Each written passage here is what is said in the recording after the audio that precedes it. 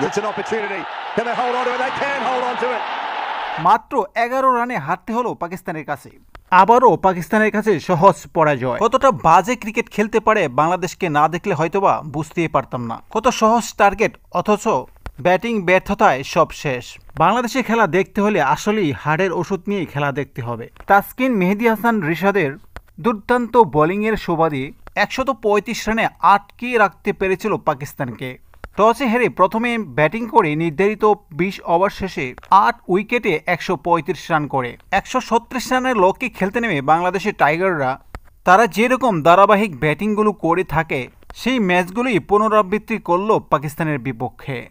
Opener Parvez Hossain Emon 2 বল খেলে 0 রানে out. পরবর্তীতে তাওহিদ হৃদয় 10 বল খেলে 5 রানে ইচ্ছেমতো স্ট্রাগল করে আউট হয়ে যান। পরবর্তীতে অবশ্য আগের ম্যাচে দুর্দান্ত খেলতে থাকা সাইফ হাসানও 15 বলে 18 রান করে আউট হয়ে যান। তারপর শেখ মেহেদী 10 বলে অনেকটা স্ট্রাগল করেই 11 রান করেন।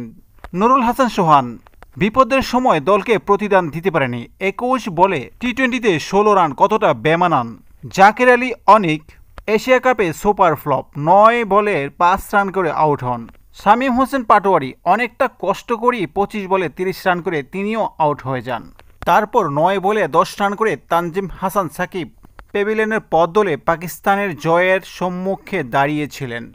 এতটা বাজে ক্রিকেট হয়তোবা বহুদিন দেখিনি।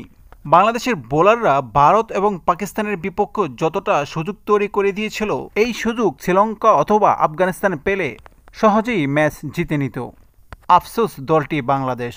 ক্রিকেটের সব ধরনের আপডেট পেতে চ্যানেলটিকে সাবস্ক্রাইব করুন। আল্লাহ হাফিজ।